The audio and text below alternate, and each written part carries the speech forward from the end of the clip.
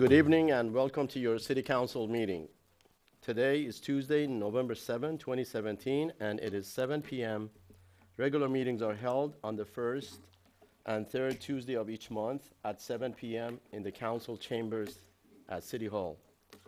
Madam City Clerk, roll call, please. Thank you, Mayor. Councilmember Davies? Here. Councilmember Jennings? Here. Councilmember Slusowicz? Here. Mayor Pro Tem Genoway? Present. And Mayor Minigar. Present. Thank you. We have a quorum. Thank you, ma'am.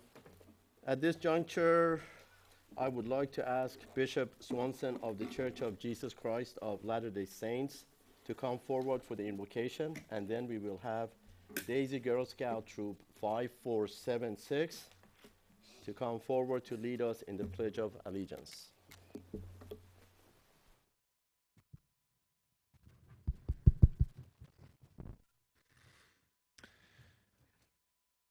Dear God, we as members of the Laguna de Guel community come together on this beautiful evening, and we at this city council meeting, and we humbly petition thee for blessings, and we thank thee for the many gifts that we all collectively enjoy in this community. We are grateful for our great nation. We are grateful for our democracy and from whence it sprang. We are grateful for our community and this beautiful part of the world that we live in. We're grateful that we are led by leaders who are passionate and care about this community. We are grateful for the members of the community, for the churches and the community organizations that bind us together. We ask for a blessing upon this nation, and as so many are struggling and suffering through the results of natural disasters and man-made affliction. We pray for peace, we pray for understanding, we pray for the ability to communicate better with each other. We pray, Father, that thou wilt bless our city, that thou wilt protect it, that thou wilt help us to be careful and mindful, and to reach out in a spirit of love to the members of this community and do what we can to lift each other and help each other to grow and reach our potential. We're grateful for the great blessings that we enjoy. We express our love to thee collectively, and we pray in thy name. Amen.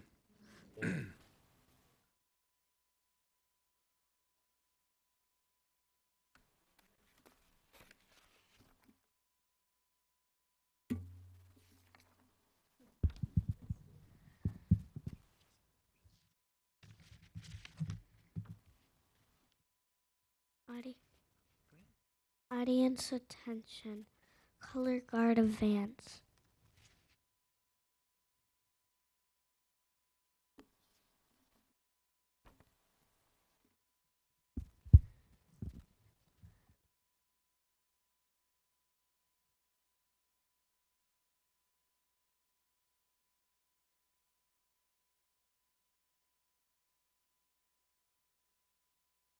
Color Guard present the colors.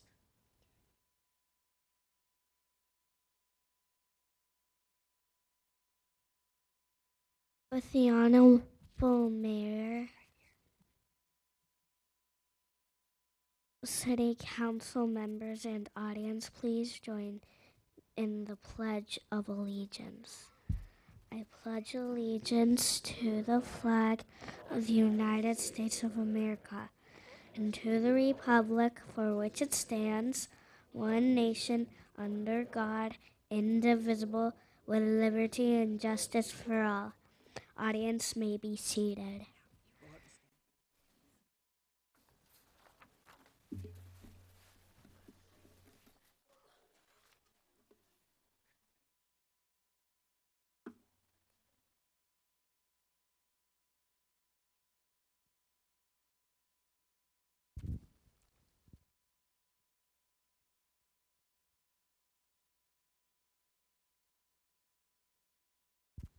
At this time, I would like to ask if there are any troop leaders to join us here.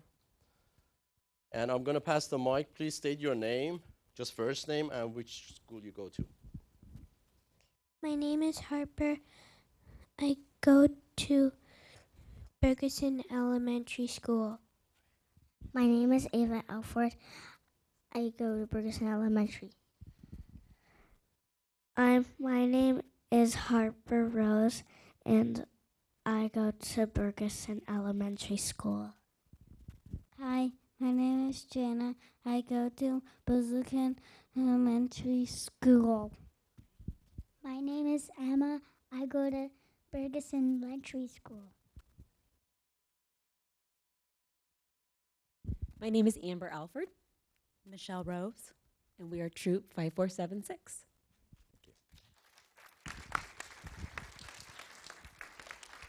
Very good. Thank you. Great job.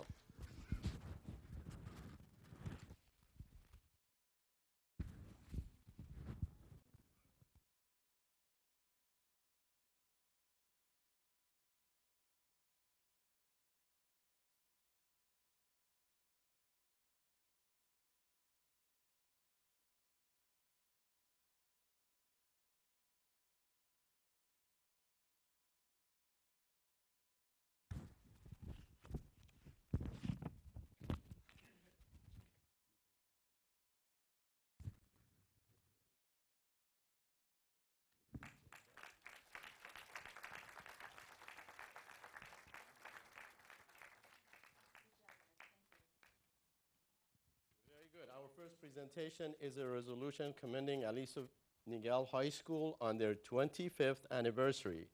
At this time, I would like to have the following individuals from Aliso Niguel High School to come forward for the presentation.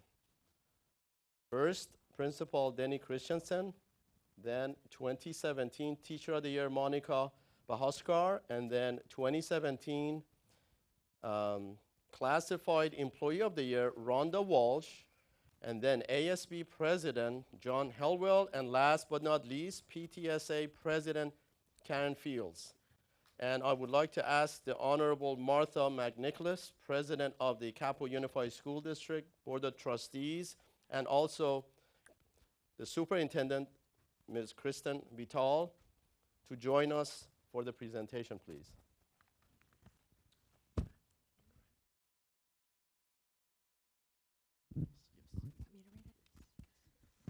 Okay, well, tonight we have the tiny print, and we will be getting you a larger one, but our computers were down. But here is our resolution for Aliso Niguel High School, commending it on its 25th anniversary.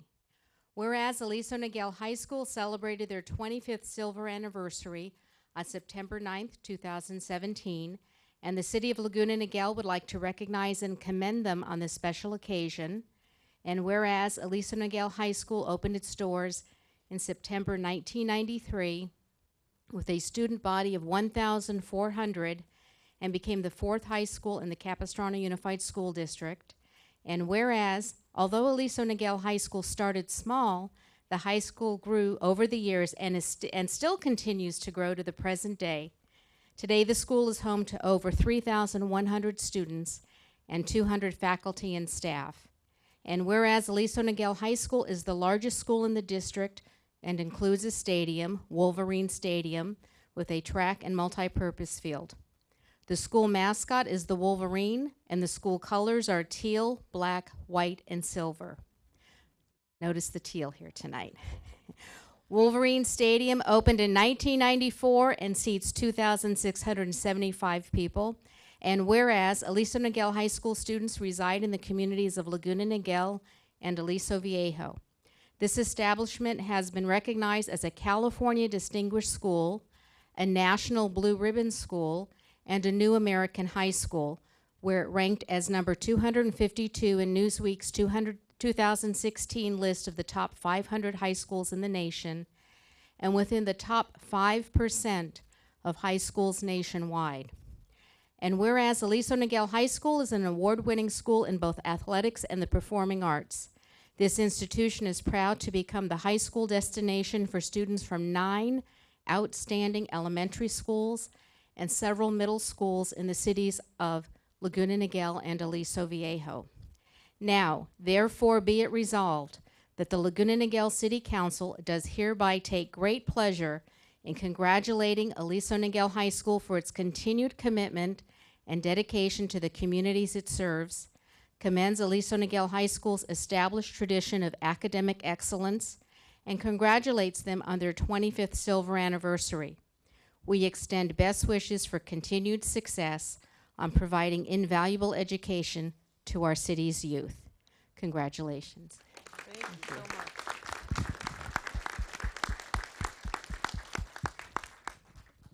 Okay, and as the parent of 3 Wolverines, yes, 3, all graduated from Aliso Niguel High School. Excellent, excellent school. Their experience there was wonderful. Really have to commend the continued tradition of academic excellence, and also there is such a breadth and depth of classes and activities available to the students that each student can find their passion and they are encouraged in it. So thank you for continuing that tradition. Absolutely. Thank you so much, Mayor, Mayor Pro Tem, and City Council. We are honored to be here tonight with representatives from our parent community, our student leaders, our classified staff, and our teachers, and of course our district office. Without their leadership, we would certainly find it very difficult to lead our schools. But as a 30-year resident of Laguna Niguel, I can only tell you what a pleasure it is to be part of this community and how much we appreciate the support that we get, both emotionally, physically, and certainly monetarily with the donations that the city regularly gives us for after-school tutoring and volunteer drug testing and so forth. We're just very appreciative of the relationship we have with the city of Laguna Niguel, and we feel very fortunate. We're looking forward to our next 25 years.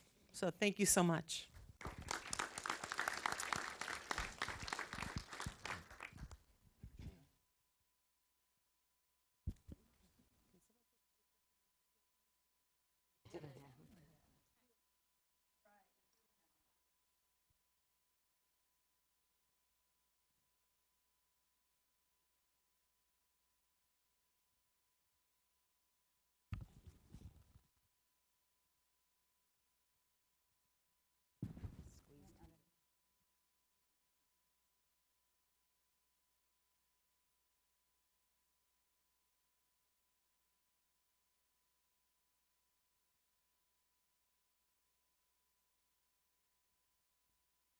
Thank you very much. Thank you very much. Thank you so much. I appreciate everything you did to help organize this. Thank you for coming. So much. Hey, Mark. miss How are you? it? How are you? Thank you very much for coming. Thank you very much. Thank you. Thank you very much.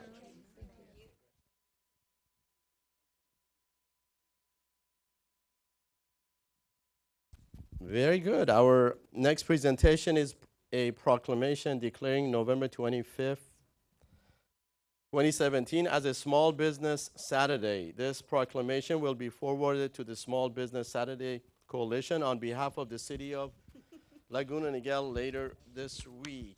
And on behalf of the small business, I just wanted to invite the one and only, our Chamber's President, Rick, to join us for the presentation of the proclamation. Thank you.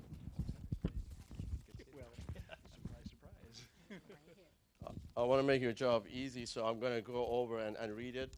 Whereas the City of Laguna Niguel in California celebrates our local small businesses and contributions that they make to our local economy and community.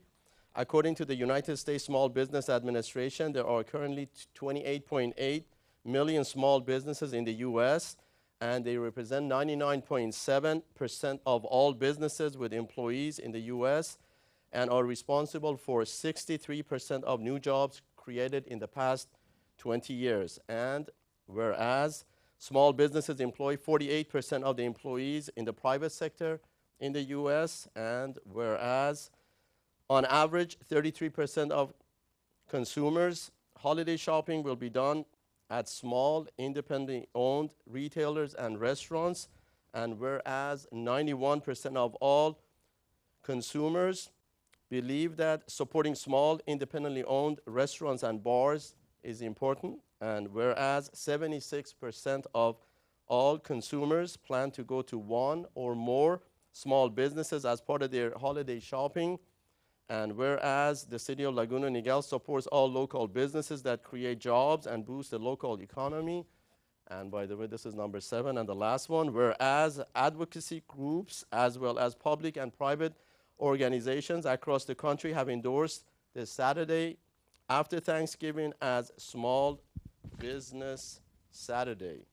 Now, therefore, I, Mayor Fred Menegar, on behalf of the Laguna Niguel City Council, do hereby declare November 25, 2017 as Small Business Saturday and urge the residents of our community and communities across the country to support small businesses and merchants on Small Business Saturday and throughout the year.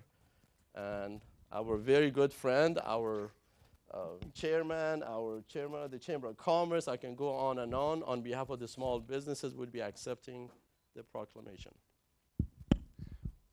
Well, this is unexpected, but thank you. On behalf of small businesses, which our chamber supports vehemently, I'll talk a little bit more about that in a few minutes. I thank you. I accept this. I now see why the type is so small. My gosh, you got a lot on there, but thank you all very, very much. Because our computers were down. You're going to get a bigger version pretty soon. Thank you. Gotta get a photo, But Rick. wait, there's Can't more. leave.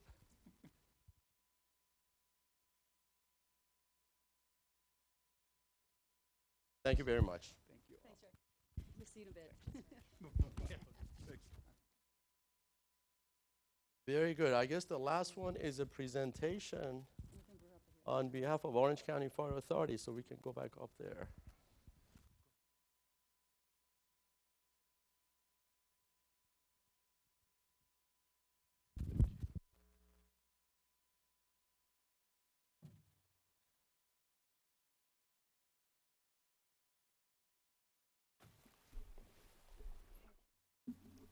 Okay, thank you, Mr. Mayor, City Council, and City staff, all of the members of the audience today.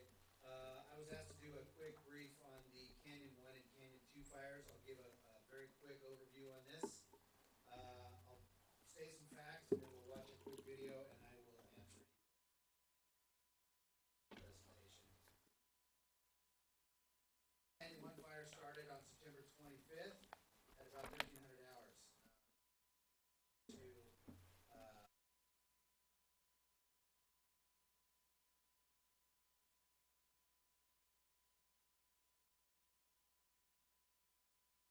We evacuated approximately 300 homes. The cause of the fire was a roadside flare that came off the freeway, and it was in the city of Anaheim. We had approximately 2,200 personnel on that fire. Our incident command post was at Irvine Regional Park, that's in the city of Orange. We had 5 damaged structures and none lost. The Canyon 2, which became a bigger incident and was all over the news, started on October 9th, 2017 at 09:28 hours in the morning. If you remember, that was a hard northeast Santa Ana wind, and it was both of these fires occurred in a historic fire corridor. That fire burned 9,712 acres, evacuations of approximately 4,500 people. The cause of that fire was a rekindle that came 2 weeks after the close of the Canyon 1 fire. There were approximately 1,700 personnel on that. Our incident command post on that fire was at the Great Park. During this fire, we had 55 damaged structures, 44 residences, 1 commercial, 3 outbuildings, and 7 other, and 25 destroyed structures, 14 residences, 6 outbuildings, and 5 other. We can start the video.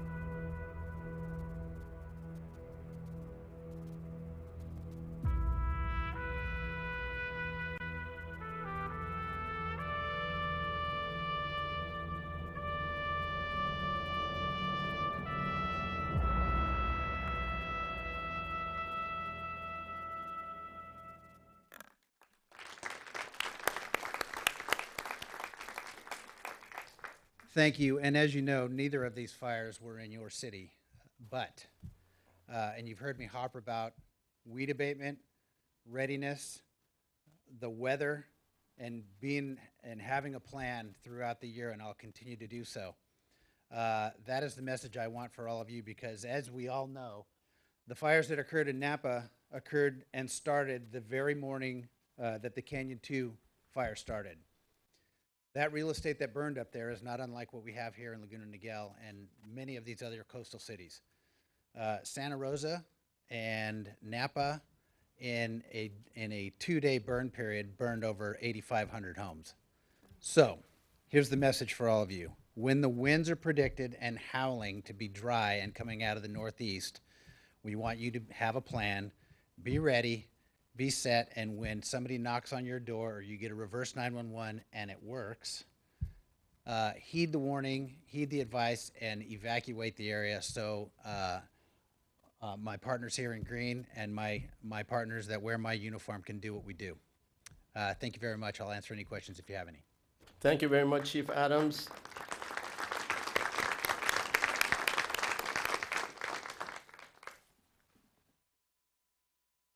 Any comments? Very good. This concludes our presentations this evening. Our next item on tonight's agenda is closed session. At this time, I would like to entertain a motion by my colleagues to either move the closed session items to the end of this council meeting after other business and council reports, or we can have the City Attorney Dixon to read us into closed session now. I'd like to make a motion that we move the closed session to the end of the regular meeting. And Second.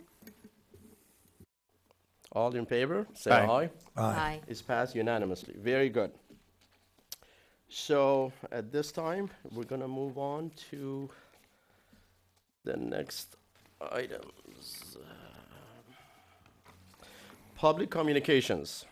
Any person wishing to address the City Council on any matter, whether or not it appears on this agenda, is required to complete a gold-colored request to speak form available on the counter near the door. Please submit the completed form to the city clerk prior to being heard by the City Council. Each individual will be given 3 minutes. No action shall be taken on any items not on the agenda unless the City Council makes a determination that an emergency does exist or that there is a need for immediate action and the need to take action came to the attention of the city subsequent to the agenda being posted. With that, I wanted to start with the first one. Mr. Mayor, if I could interrupt. Yes, sir. I think it's appropriate, and I'd ask the city attorney to make sure that I'm in order, but I noticed that we had a tremendous number of cards submitted on behalf of community development item number 1, and the proposal for that was to move that to our November 21st meeting. I have received a tremendous amount of correspondence from the residents about that not being a good day, and I tend to concur with it. I think it's a little too close to Thanksgiving, and I'm okay with it being moved to December 5th. If it is proper and in order at this time, I would make a motion that we simply just move that item to the December 5 meeting so as to not, I think that some of the comments probably are going to be tonight that that's a bad meeting day, and I'd just like to avoid them having to go through that exercise. If we could. So my motion would be that we take, as written, community development item number 1 and move it to the December 5 council meeting. Very good, Councilman John Mark Jennings. Do I have a second on that? Second that. I was planning on the same thing. Very good. All in favor? Aye. Aye. The motion is approved unanimously.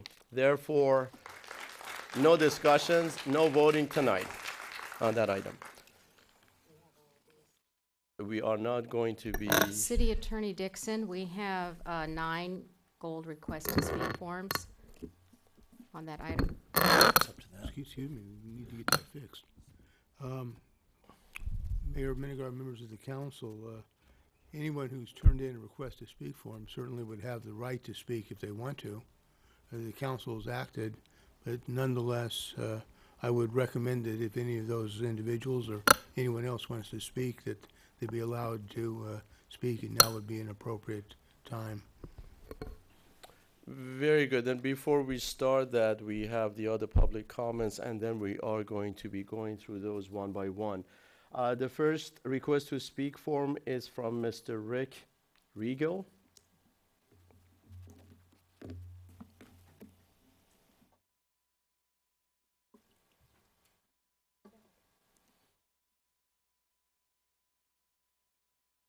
Thank you, Mr. Mayor, council members.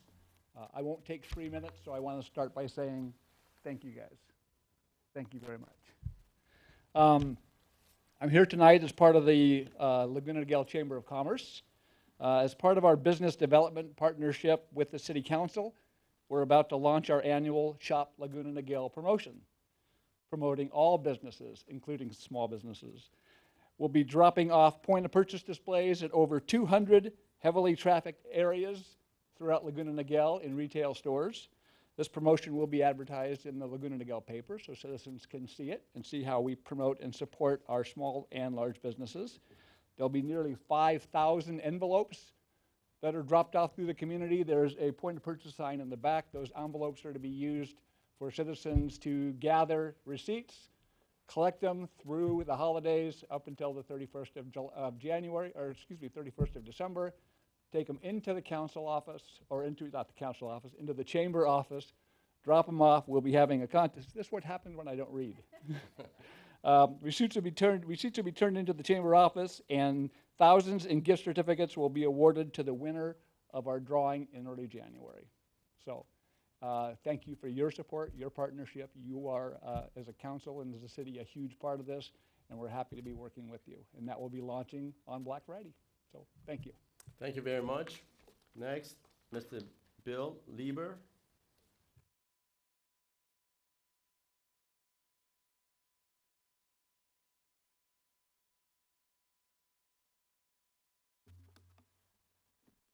Hi, my name is Bill Lieber. I live at 30362 Via Corona. I am the Vice President of the El Niguel Terrace Homeowners Association. I moved there back in June.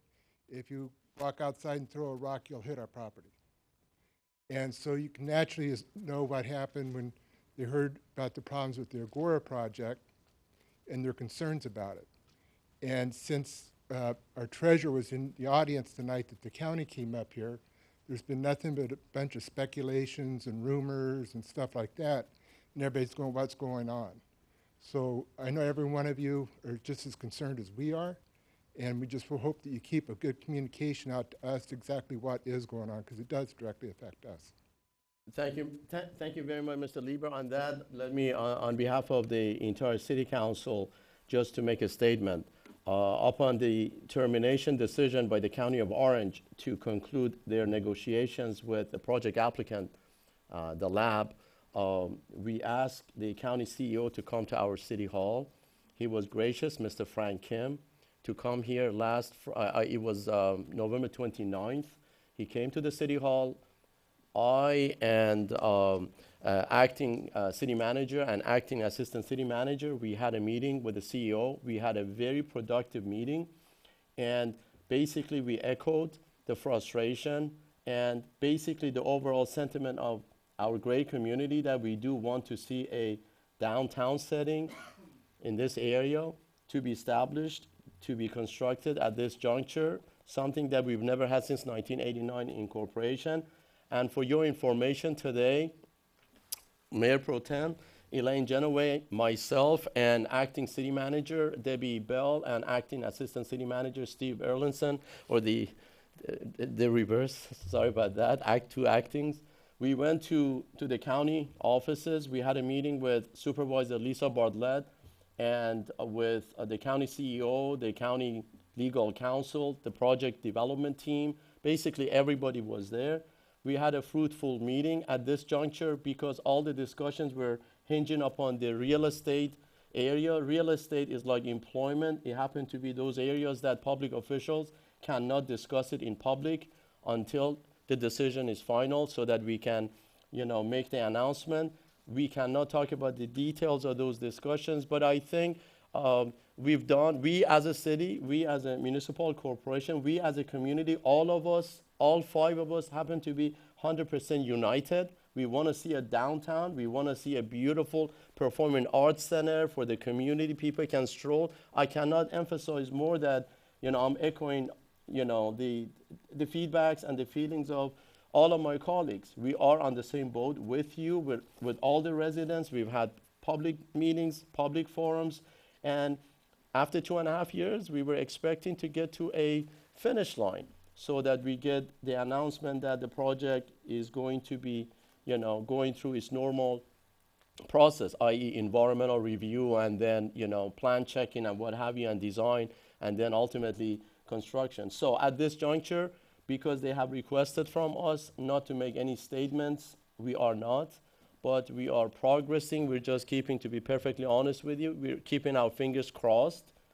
because we as a city, we don't have that power. We can only have jurisdiction over the land uses. We can have jurisdiction over the entitlement process. The county owns the land and it's their parcel. So, but as two public agencies, we want to collaborate, we want to cooperate, but at the end of the day, we want to make sure that whatever the County of Orange would decide, that would mean 4 out of 5 county supervisors, whatever they vote upon would be a development that would be suitable, customized to the needs of this community. That's why we are a city. That's why in 1989, we were incorporated to do what? To have local control. So with all that said, I think we're on the right track, but I cannot say anything more. I'm hoping that both parties, from the county side and also from the project development side, basically they have to give some concessions. It's to be a win-win situation. I'm optimistic at this juncture, but we are out of those discussions for your information because it's strictly between the landowner and the developer who's going to be leasing the land from the County of Orange for a specific number of years. So that remains to be seen to what extent all those details to be worked out. After 2.5 years, I'm pretty sure that they know the areas of concerns. So we're hoping that within the next couple of weeks or so, those decisions would be finalized. I guess I spoke more than your 3 minutes. Okay, just what you can inform us with, it just helps us dispel rumors and speculation, that's all. Well, forget about the rumors. All of us are so united when it comes down to projects like Agora that we're not going to let it go. We at every step of the way in the review, in the planning, we are going to be involved and we are going to be echoing, advocating for what the public wants. So at the end of the day, the project's going to be here. It's not going to be in Santa Ana where the county offices are. So we have a lot of influences, but again, we're going to be a catalyst in the process because we do not own the land. Mayor, if I may though, at this point, the project has not been terminated, correct? That is correct. Bottom line. Thank you. So, Oh, good. They have resumed negotiations, even though officially they meaning the County Board of Supervisors sent an official letter to the developer, and we received an official letter that those discussions have been terminated, and the County of Orange, as a county government, wanted to exercise their option of basically concluding all their discussions. And it's a part of the contract, by the way, it was a part of the request for proposals. So at this juncture, we have to just be patient and pray and be optimistic that both parties would reach to some kind of, midpoint that would be project, would be getting on the, environmental, pipeline. So thank you very much for your concerns.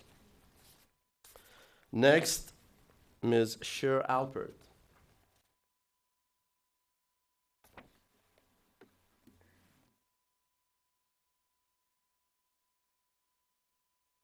Good evening. I'm Cher Alpert. I live in Laguna Niguel, and I love it here. And you just answered some of my questions because I was going to talk to you about Agora. I guess after hearing what I just heard, we do have skin in the game. We do have equity in this. Is it beyond us to reach out to the developer and maybe help with underwriting to get him in a position where he's in a better negotiating position with the county? Because we've all embraced this project. And I think it's a great project. It serves everything that we want, and we want our downtown. Is that off the table, or would the council consider doing something like that? We have not discussed that, and I Could we think- put, could you, I'm asking you, can you think about it and maybe discuss it? Because I think there was a failure of communication across the board with Agora. I don't know how we had an item on the county board of supervisors agenda on the 22nd of August and nobody here knew about it. By the way, I saw it. on behalf of the city, I wanted to thank you to go to the county's Board of Supervisors meeting last Tuesday to echo the citizens' concerns. I will always stand up for the Thank you very city. much. You did a great job, and it was a very you. positive feedback that you echoed, you know, the frustration and what this community wants. Thank you very much. Well, I think more residents need to do that because the county needs to know that we're in this for the long haul. Absolutely. And you guys don't need distractions. I know the distractions with Councilman Slusowitz was kind of a sidetrack for you, but I was disturbed to find out that the communication line fell in too many areas with our staff, and that can't happen. And the city attorney, you would think, would be on top of that because he is the one who looks out for us in situations, especially with a major community development project like this. So that's disappointing, but I'm glad that you guys have opened the doors to it, you're looking into it, but please consider maybe partnering with Shaheen Sadahi and assisting him to get to the point that he has what we want. Ms. Alpert, your interest is our interest, and by the way, our staff has done a superb job. I've been with them at every step of the way.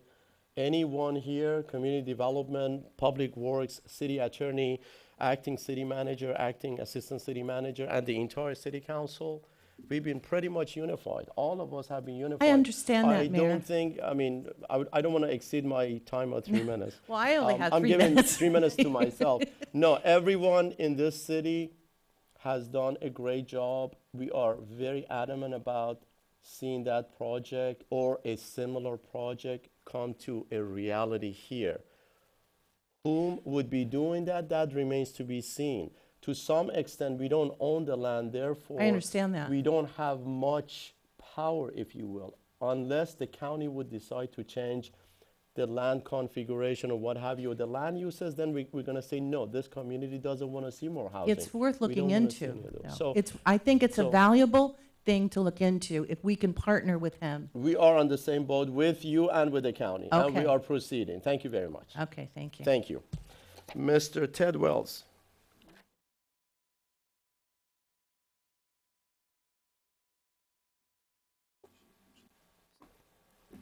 I'm just here for fun, so you don't have to stress out. So I know, it's really good.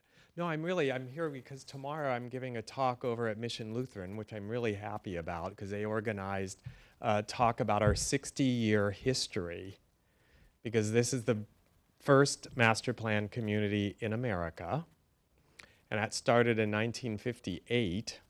And so we're getting close to starting the celebration for, in 2018, of the 60 year. So it's a great part of history, and when you look back at the people involved, starting with all those original first photos taken by Ansel Adams, and then all the other very famous people such as Victor Gruen, who did all of our master planning for our community, there's a lot of good lessons there. And so that's why I came to tell you about this on behalf of Mission Lutheran, because what we're doing is linking the church community, church, temple, and all those community entities within our city, because that's where we can link citizens. So that's what it's about, and we're looking at the original plan that shows all the site locations for the churches and temples in our city, and it's just a great story. And they're also serving food tomorrow, so that's kind of nice at Mission Lutheran. So anyway, it'll be fun. It's at 6 o'clock, and we'll have a good time. And there's actually 153 images that we'll be looking at super quick to see what was happening here for the last 60 years in our community. So it's a good lesson. So I hope all of you can come, because you know I live in the oldest building in the city, right? You guys know that. You've been there. I know you've been there, John Mark. Elaine, you've been there. Fred, I don't think you've ever been there. Okay, you need to get off and go. Lori, you've never been there either. Jerry, you've been I there. accept your invitation. I know some, yeah, you need to come because it was the first country club building. It was the first right on El Niguel Golf Course. So it's definitely worth it. And so we even have an old 60-year-old, well, it's actually 57-year-old military photograph, super high res, of the entire 7,700 acres. And you get to zoom in right on my house with that. It's the only building here at that time. So anyway, it'll be fun tomorrow night. So I just wanted you to know that because it's a really good lesson for the community. So there's going to be a lot of people there. So it'll be fun. Thank you very much, Yep, sir, and thank thanks. you for your invitation. Please. Mr. Mayor, thank you. I want to address Ms. Albert's comment real quick. Obviously, it's not on the agenda, but I think it's something, obviously, with Mayor Pro Tem and the mayor and our city manager. You guys are having discussions, which is great, but I think it's something that we need to look into. And if there is an option of perhaps the city has an opportunity to help move this forward in regards to negotiations and whatever the city could perhaps put out there, I think would be something that we should consider, and obviously would have to be brought to the council to vote on. But I appreciate it because I think it's a good thought. Mr. Mayor, can I add on that? Again, I don't know if I'm out of line, Mr. Dixon, to comment on that because it wasn't on the agenda. Am I right?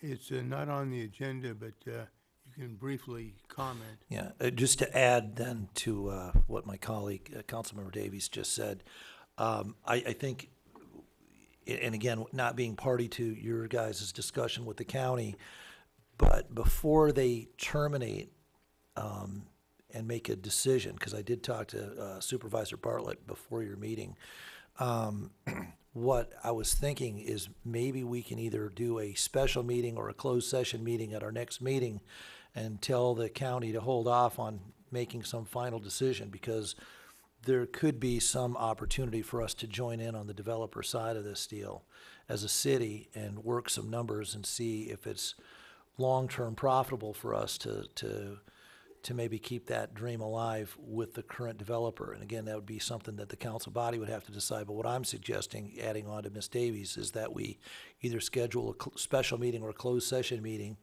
and so this body can have that discussion in private and see where we take it. And if we have to take it back out to an open session meeting, then we take it back out at the next meeting, council meeting. If that's, and again, Mr. Dixon, you'd have to figure out what I just said there.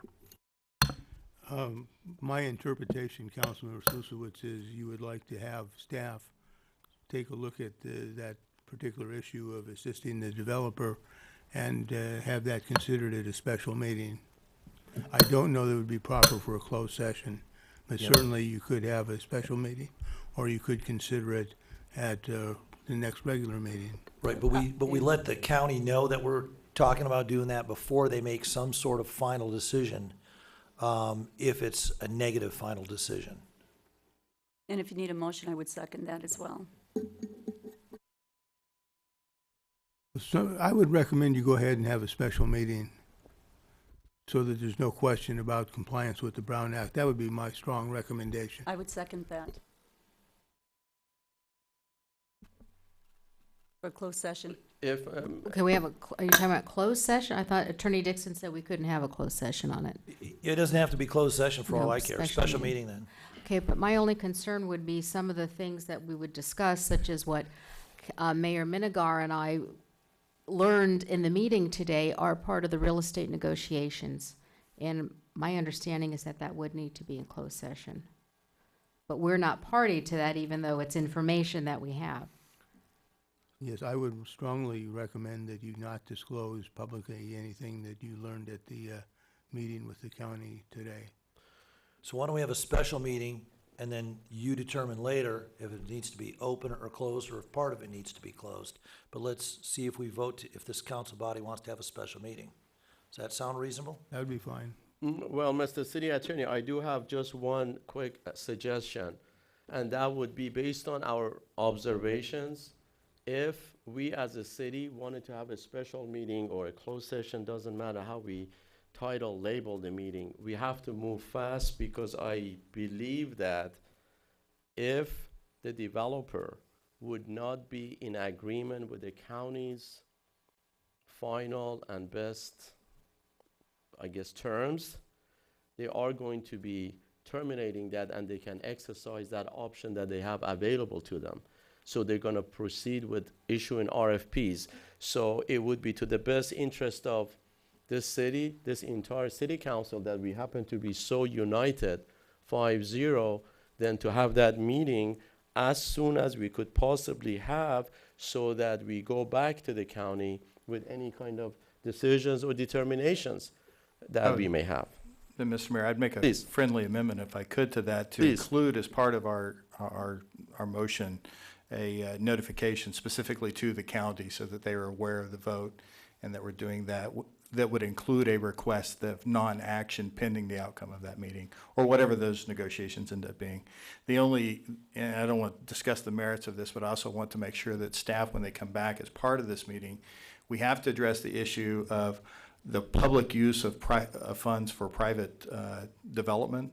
It's a real issue. We don't have redevelopment agencies anymore in California, so these are things which are legally complex that cities struggle with quite a bit, and it's not a little analysis, it's a robust analysis. So we are going to have to dig in on that, but that'll be part of our discussion. But I would support having a special meeting specifically for the purpose of having a discussion like we want to have now, but we're restricted by. Do we want to discuss a date? Well, I don't know if everyone has their calendar, but yeah. Megan can get back. Yeah. But again, we should do it, and we should notify the developer as well, Mr. Jennings. specifically the And, county, yeah, well said, thank Well, you. all parties should be notified. Very good. I think we need to vote on that. No, was- actually, I don't. I think we have a consensus. Okay. You know, either the mayor can call a special meeting, or 3 members of the council can call a special meeting. So I think we have a consensus of what you'd like to have done, which is a special meeting as soon as possible to address the issues that have been raised. The only thing I would say, that if we do take a vote, you could actually report that vote to the council, to the Board of Supervisors. If you want to go ahead and make a motion. There has been a or- motion and a second, so All I'd in call for favor? that vote. Aye. The motion is approved unanimously. Very good. So at this juncture, we're going to have quite a few other public comments that all of them happen to be with regard to the community development item. Mr. City Attorney Terry Dixon, can I recuse myself, or I can be sitting here for those public comments? I would recommend that you recluse yourself. Very good. So because of potential conflict of interest with ICF, I'm going to recuse myself, and Mayor Pro Tem Elaine Genoway is going to take over. And once she goes through all those public comments, I'll be back to do the remaining items. Okay, we won't forget to come get you. Mayor Pro Tem, can I make one quick comment on this, please? Again, that the vote was taken that this item for this is Sunpoint, correct? Is going to be, we've already approved that it's going to be in December. So I just want everybody to know that when it comes back, it's going to come back in December. I just want to make sure everybody understood that, because sometimes we go so quick that things get missed. Thank you, Mayor Pro Tem. And on that, I was going to ask, is it the case then that tonight's meeting was not the public hearing on that, it was just the comments on it, and we will have an opportunity in December for the public Yeah, hearing? tonight's meeting, what was on the agenda was the continuance of this item. So since that has already been approved, City Attorney, do we need to read into the record what that agenda item was? Let me, Mayor Pro Tem Genoway, let me add a couple of comments here. Okay. The item that was actually on the agenda for tonight was the public hearing on the various items that are listed in the agenda for the Sunpoint project, certification of the EIR, the general plan amendment, the zone change amendment, and the site permits. The applicant and the appellant had requested a continuance to November 21st. The members of the public, several members of the public had concerns about that and the proximity to Thanksgiving. And the staff therefore was going to recommend continuance to December 5th. That action has now been taken.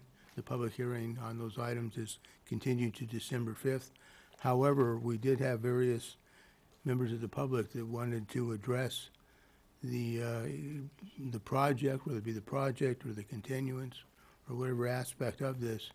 And it's my suggestion, to the extent that any of those individuals still want to comment publicly, that they have the right to do that and they be afforded that right at this time. But I don't know if there's any members of the public that actually want to address that issue. And if I may, Mayor Pro Tem, real quick, I'm not sure if the mayor closed out public comment, because you just kind of got up and moved on, so I want to make sure that we closed out public comment. And then in regards to letting the council vote on the consent calendar before we go into any whatever items are pulling on. Well, yeah, the mayor should be here for the consent calendar, so we can do that when he comes back.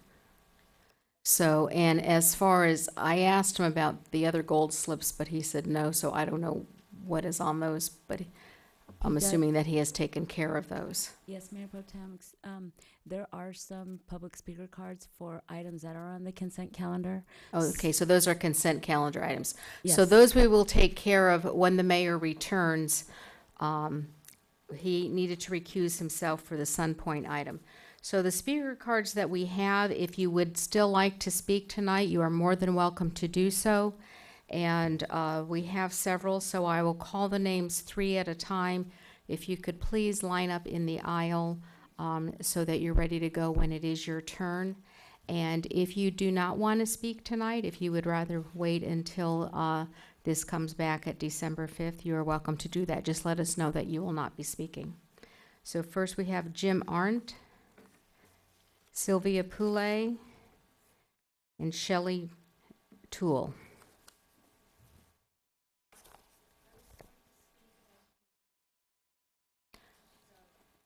And who are you? Sylvia. Okay. So first up, we have Jim Arndt. If you could please state your name and your address. I'm not going to speak. Okay, Jim's not going to speak. How about Shelley? Welcome to the microphone, Shelley. Please state your name and address. Thank you. I'm Shelley Toole, 28776 Shariatis, Laguna Niguel. I was also going to speak about the continuance. Thank you very much for allowing that continuance until the December 5th meeting. There are a lot of us here from our neighborhood, and we all have a lot of passion for this, and we would really appreciate that you're thinking about it between now and that meeting. And I know a lot of us are sending you emails, and I have, and I will. And thank you again for the continuance. Okay. Thank you, Shelley. Okay, next up, Luke Burson, Dennis George, and Jan Henry.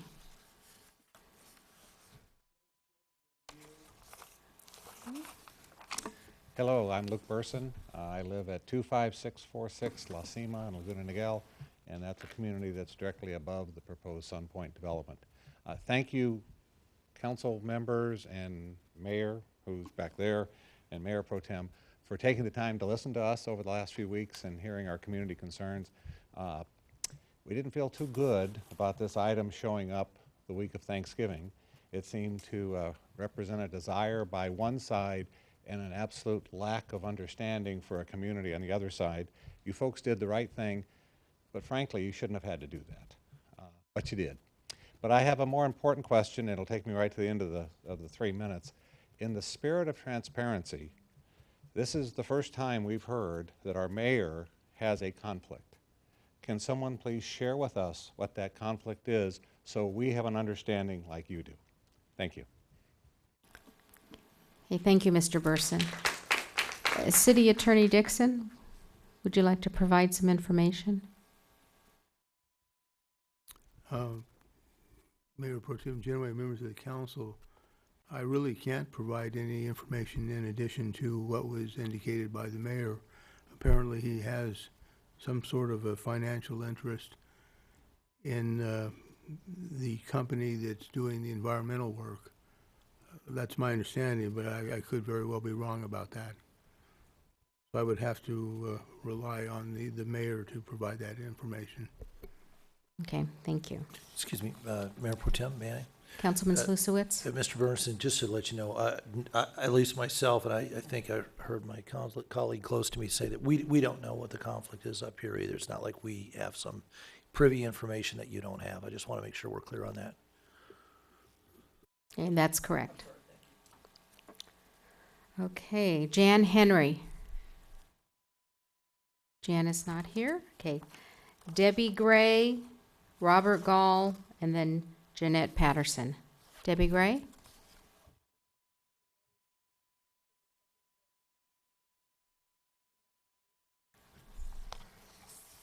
Council members, Mayor Pro Tem, city staff. We found out last Friday that the continuance was going to happen. And in a very short period of time, we were able to rally our neighborhood. Last night at 7 o'clock, 20 of us stood out in the dark and in the rain to come up with a plan to ask to please give us a continuance. 30 letters, nearly 30 letters, 29, we signed and got through email today from our various neighbors. Country View is passionate, like Shelley said. We don't believe in SunPoint, and what the mayor just did has me completely dumbfounded. I am so angry that this has happened at this point, at this juncture. Another month, and we're going to have this project for approval, or hopefully go back to the drawing board. I thank you so much for allowing us that time, December 5th, so that we can put ourselves back together and figure out what the heck we're going to do, because this is really new information that we were not aware of. So I thank you again for allowing the continuance. I will give this to staff so you have this on record. And this is just another example of our lack of trust in the process. It just is dumbfounding. I can't even begin to tell you. Thank you. Yeah. Thank you, Ms. Gray. And Ms. Gomez will see that we all receive copies of those. So thank you. Okay, and Robert Gall. Council members, I echo Debbie's sentiment once again. First of all, thank you for doing the continuance. We scrambled at the last moment. As of hearing last Friday, there was some kind of a negotiation potentially going on behind the scenes. We weren't sure what was going to happen as far as with the presentations and things we were planning on doing to show our opposition to SunPoint. Once again, surprise. I don't know if maybe somebody checked into the mayor's stock portfolio and he realized he now owns part of the company that's in this, but this has kind of been how everything's been. Every couple of weeks, every month, we seem to find a new surprise, something that's on the table, off the table, on the table. And as a voter, it's really hard to trust.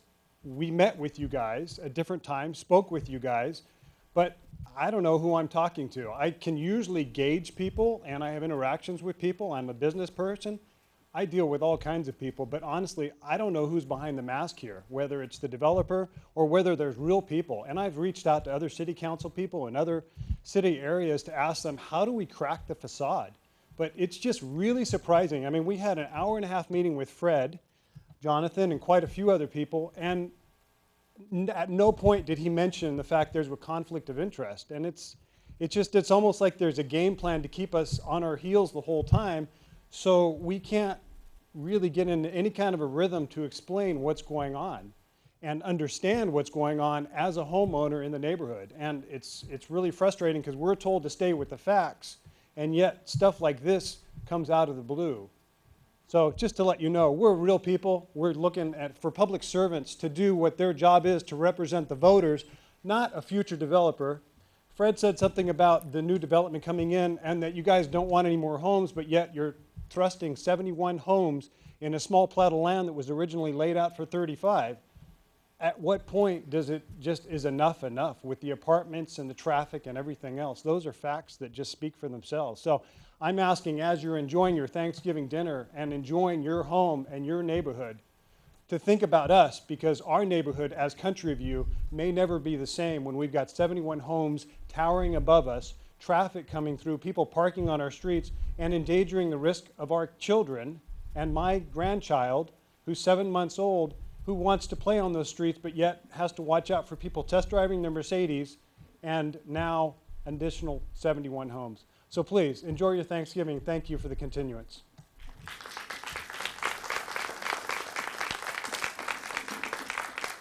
Okay. Thank you to all the residents who came here tonight to speak or those who came here to support them. Your input is very valuable to us. And I know we all received many emails over the last several days. And again, that is greatly appreciated. I read each and every email and I think about what you're saying and how it impacts you. So continue reaching out to us. This item was continued to December 5th.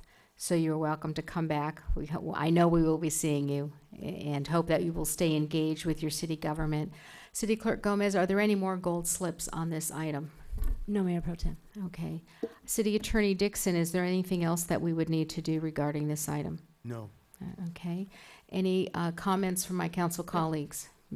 Councilwoman Davies. Thank you, Mayor Pro Tem. First of all, I want to thank everyone that came for the Sun Point development. We do get your emails, and I have to tell you, you're doing a great job in sending them, and do know that we do read them.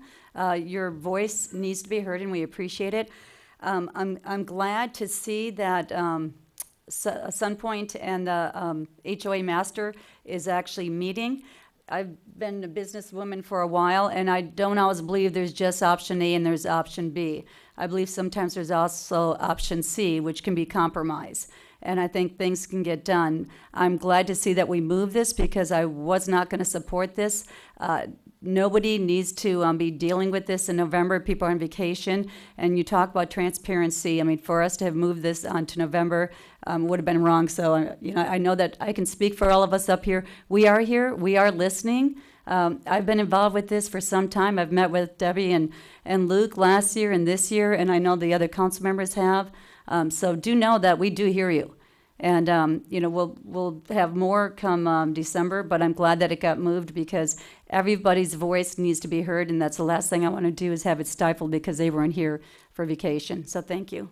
Yes, I know. Moving it to November 21st would not have been in the best interests of our residents. And that's what I consider. Is it in the best interests of all 65,000 residents in our city? One comment.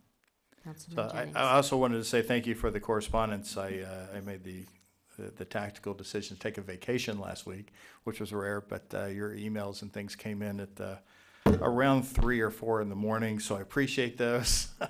I did read them all. They did mean a lot, and it's the type of community engagement that we want. We ask for it, and when we get it, we welcome it. You always have a home here at your city hall, and for those that are concerned about the city council, I thought that the meetings that I had with both the residents, the developers, and the HOA, and everyone else, they were very productive, very insightful for me, and that's how I think it ought to work. And I just wanted to compliment you because you did it the right way and a good job. It's good to see the families coming together like that. So thank you. Thank you. Any final comments? Okay. We will move on. If someone would like to let Mayor Minigar know, he can come back. Okay, and then I guess we will get ready for the consent calendar.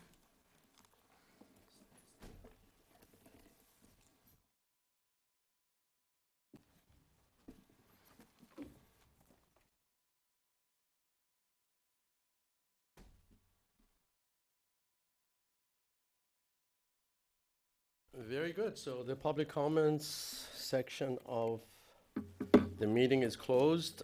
We will now move on to our consent calendar, items 1 through 11. If any of my colleagues would like to pull out any of the items, please let me know. Mr. Mayor, I was going to pull number 10. Number 10. Any items? Mayor Pro Tem, any items? Comment on 10.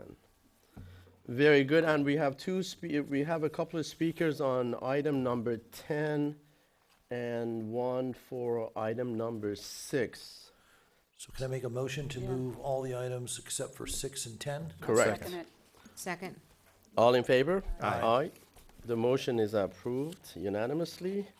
Now we get to consent calendar item number 6. I have Mr. Bob Brown or, oh, Bob Bunyan. I apologize for butchering your last name. I didn't know that was you. No problem. Welcome. I get called Paul more than Brown. You Good should use a evening. ballpoint pen. I am Bob Bunyan, and I am the spokesperson for the Laguna Niguel Citizens for Safety. And I'm here tonight to talk about item number 6, the annual traffic collision analysis, which is a good report. It does make an analysis of collisions and part of the traffic management plan for the city.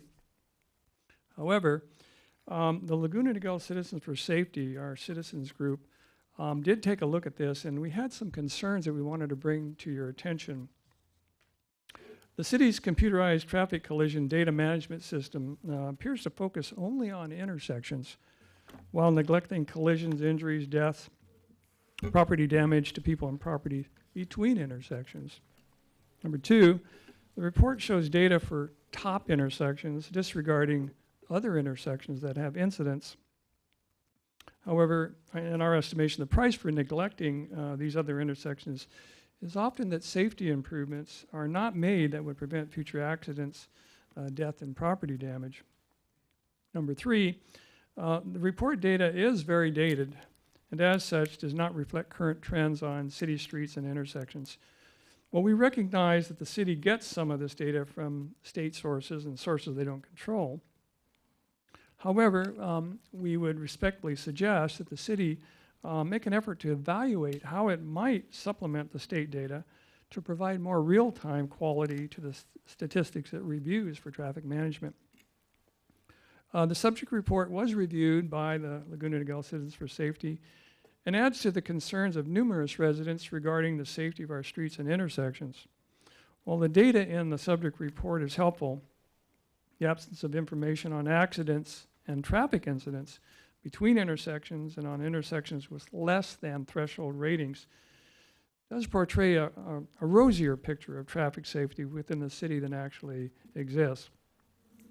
Residents have been and continue to be injured and killed along our roads in areas not noted on this list. So with that, we want to say that the Laguna Niguel Citizens Safety is available to work with the city to address the issues and improve the honesty and directness of information provided to our residents. We appreciate your attention to our concerns. Thank you. Thank you very much for your comments. I can respond to your comments before you leave the podium. Number 1, in the state of California, according to the Sweaters report, it's a unified system that 484 cities in California, including 34 cities in Orange County, 88 cities in Los Angeles County, I can go on and on. They all subscribe to that. It's a unified, uniform system because the state government want to make sure that the traffic collision reports are done, conducted, performed in a fashion, in a manner that it would be uniform.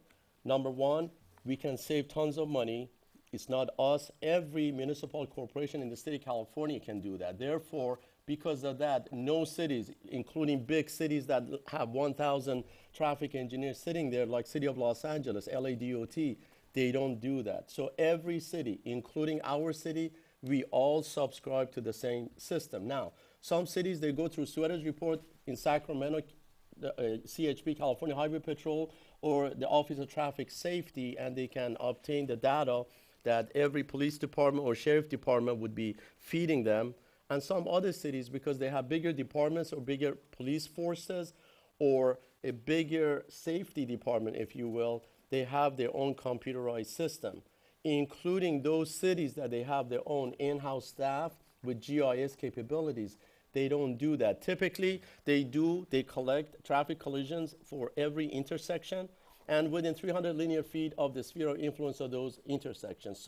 So your points are well taken, but because it's going to be problematic with regard to financial resources and human resources to be able to allocate it, and a city like us that happen to be a contract city that we contract out most of our services, it would be a burden to our city to do that kind of finite or macroscopic or microscopic assessment of those intersections.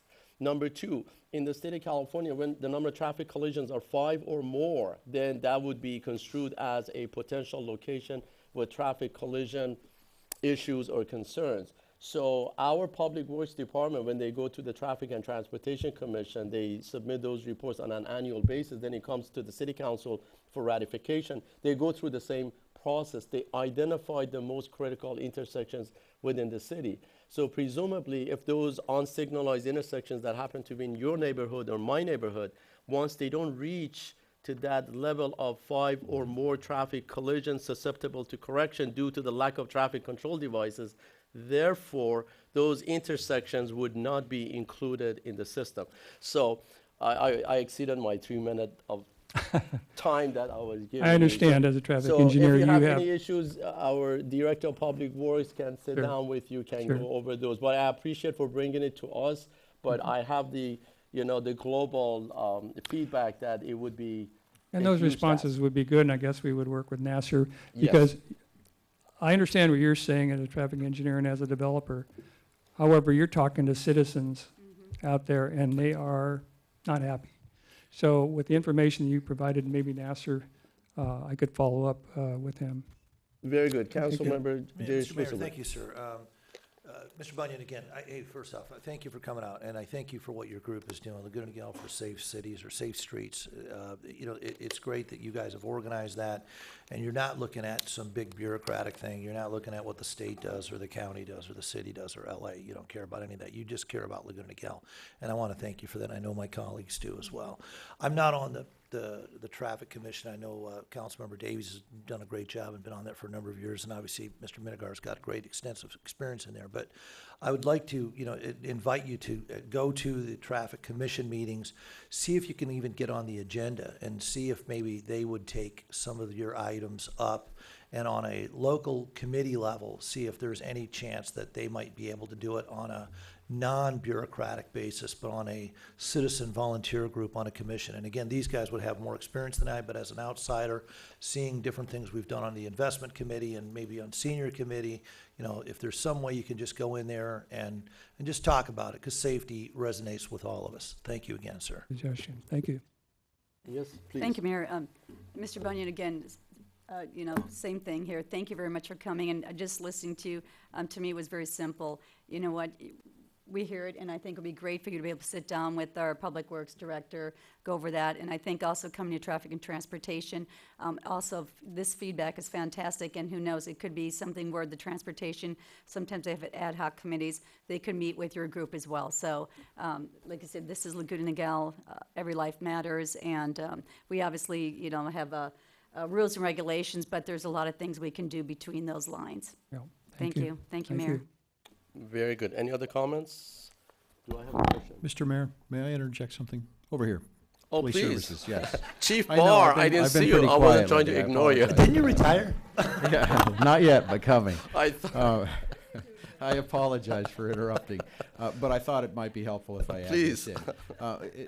The Public Works, they work with the information that they get. They do the best that they can. This is a management, or a traffic management analysis. It does relate to public safety as well, but I wanted to maybe calm some of the concerns expressed here related to public safety. We monitor, using our crime analysis group and our crime analysis unit, we also monitor our traffic, and we do it as close to real time as possible. In addition to the reported accidents, people don't necessarily have to take a traffic accident report, which is what Public Works works with. But because we're concerned about all public safety, whether it's an injury traffic accident or a non-injury traffic accident, whether it's written down in a report or it's an exchange of information, I just want to make sure that everybody understands. We monitor that almost in real time. We about once a week, I think it's or every 2 weeks, we put out a report to our staff related to where all of our reported accidents are occurring, and that means that if somebody calls us, so we base it on our calls for service. If somebody calls us and reports a traffic accident, whether we take a report or not, we document the location of those issues so that our traffic enforcement can go out and try and get to those intersections where we're having the greatest number of problems. So I hope that answers some of the questions and concerns that were expressed here related to public safety. We're monitoring it, and the information we're using is closer to real time than what the traffic analysis is always based on. Unfortunately, that's what has to be worked with. But we try and monitor the safety issue more in real time. Just wanted to make sure we pointed that out. And since Chief spoke, I will also reach out to Mr. Bunyan to find out the specific areas that he might have issues with, and we'll discuss those areas. Thank you. Very good. Any other comments? Make a Move motion to item move. Item, yeah, second. All in favor? Aye. Aye. Item number 6 is passed unanimously. Then the only remaining item is item number 10, which is a consent item, and I wanted to invite Mr. Ryan Peterson to the podium, please. Mr. Mayor, members of the council, my name is Ryan Peterson. I am the president of the Lake Park homeowners community. I am here to represent the 300 individual homeowners of my community regarding consent item 10. I'm here tonight to pay special thanks to a lot of your staff. I know that Ms. Bell, Ms. Giglio, Mr. Abazadeh, and I apologize for butchering your name there, and Mr. Mazabadi. All of them came to discuss this situation we were made aware of very late in the process. A lot of our homeowners were very, very concerned. It was a bad situation that I believe tonight will be made right. And we are given the opportunity to meet a lot of the city staff and open lines of dialogue and communication that I hope to continue into the future, because I know we have other projects that will be affecting our community in the very near term. Earlier in the evening, Councilman Davies, you mentioned that there is not always an A and a B solution. Sometimes there's a C, and that's compromise. And I believe consent item 10 represents that item C for the parking lot solution at the Senior Community Center. And I'm here tonight to let you know that our community of Lake Park fully supports item 10, and we urge you to strongly consider this item tonight. So thank you very much. Very good. Good to hear. Thank you very much. Next, Mr. Robert Casella.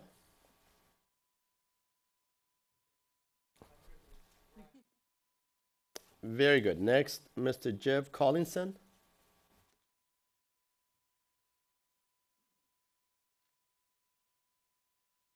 I'm Jeff Collison of the Lake Park. I'll thank you for coming, because I know all the hard work you do, and I do appreciate it.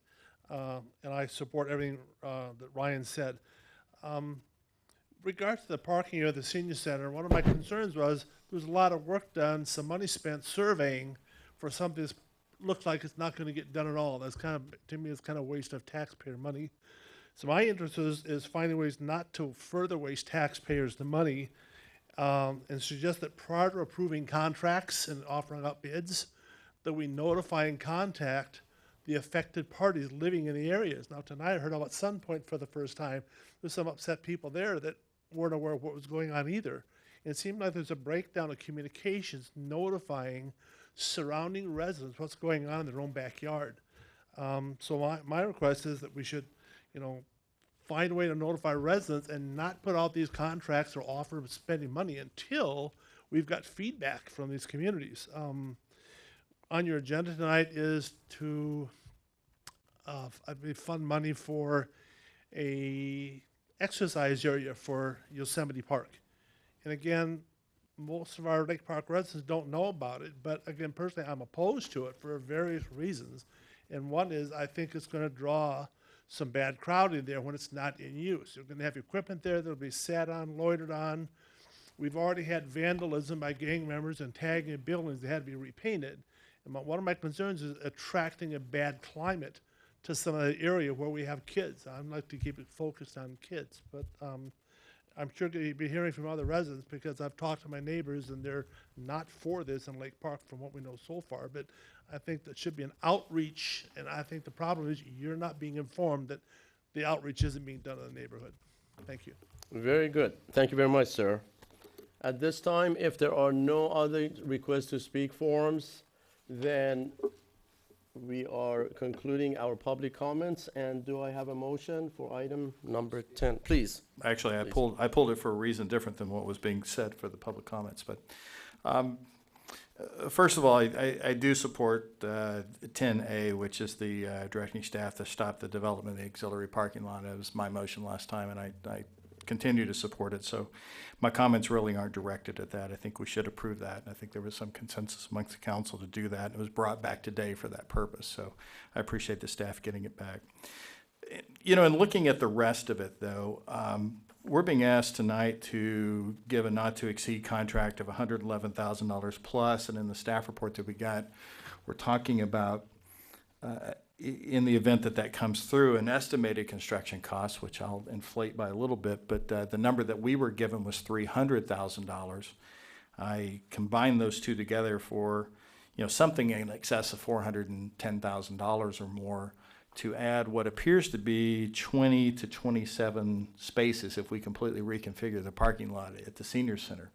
What I have not heard is a public outcry or a demand by the senior center or the senior committee or anybody really coming to us telling us that what we have is an actual parking problem at the senior center. And what I also have not heard is other options, which I think would be actually quite complementary to the seniors, but doesn't involve as much expense, which would be something like valet parking. It's not that we don't have enough spots, because we have all of Yosemite, we have the entire lot. On days when we don't have school going on, we also have the elementary school in those neighborhoods. And speaking on behalf of Mission Lutheran Church, which is down the street, they also often have space. So there's plenty of parking around. It's just using it correctly. So before, you know, we've had a lot of talk about being fiscal conservative. So before we go and invest $411,000 into 25 to 27 roughly parking spots, I think we need to take a pause here and think about whether or not this is even needed. I don't think it is. And I think that we could have either valet parking at the front for seniors if we have a need for overflow, or for when we have big events, we could use shuttles that park in those various lots. They sometimes shuttle to and from the other parking lots in the area. Those are wildly less expensive than $411,000. They're frankly more customer friendly to the people that are there, and it may require a little bit of extra infrastructure in those very limited times, but for, you know, the vast majority of time, it's just not needed. And sometimes we do, but sometimes we don't. And I don't want to get into the place, I forget, and I didn't run the numbers, but you can divide 25 into $411,000 and find out what that gets per parking spot, and that's a big number. It's a very expensive number. We don't spend that kind of numbers generally on, you know, 10 by 12 pieces of real property in town. So before we do that, I'd ask my council colleagues to consider, and I'll make a motion after we have some other comments on it, but I'd ask you to consider, let's just not do this. Let's not do this at this time. And if we need to, let's have our traffic commission and or work with the senior committee to bring to us what's really going on over there. What are our real needs? And let them report that to us in some meaningful way so that we can understand the parking concern and try to come up with something other than ripping out infrastructure, because if we do this, we don't just take out a few things and put in some parking spots. We have to do environmental studies and water qualities and ADA upgrades and a whole bunch of things that come along with that improvement. And so in the idea of being fiscally conservative, I think that this is something we should take a very hard second look at and stop it. So. Excellent point, Councilmember John Mark Jennings. I'll elaborate more, and I'm in agreement with you. Mayor Pro Tem Elaine Genoway. Okay.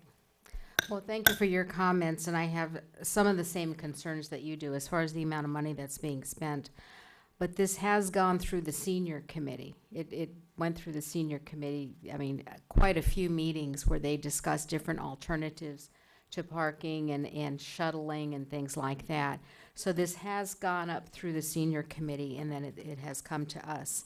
I'm not that comfortable with the numbers, though. They do seem pretty high for just kind of what I'm looking at, you know, restriping or reconfiguring our existing parking lot to see if we can add some more spaces. So I'm sure there's more involved with that, but I'm getting some nods of the head over there from staff. But I would like some more information before we would allocate this amount of money. But what I wanted to comment on, this here, why this is before us, is a perfect example of the community working together with the city. And Mr. Collison was right. advance notification hadn't been given to the residents, but we didn't know that. So we appreciate it when the Lake Park residents first came to us and spoke to us, and now I understand that there's a good working relationship there, working with staff and working with the residents, because we are here to serve the residents. This is what we do. It's not to serve staff, it's not to serve the city council, but it's to serve the residents of our community. So this is a great example of the residents coming forward, sharing a concern, and then staff and the city council working with them. So I'm glad it has come to this point. I'm glad that we have stopped the what should I say, plan A for the parking lot, and that's something that we're all in concurrence with. I know that this did go through the senior committee, so there is a need by our senior representatives, but I would like to take another look at these numbers. I'm just not that comfortable with the potential of spending this much more on a few parking spots. Thank you for your comments. Any other comments? Please. Thank you, Councilmember. Mr. Mayor. Yeah, I want to concur with my colleagues. I want to thank Mr. Jennings for his insight on this one here, because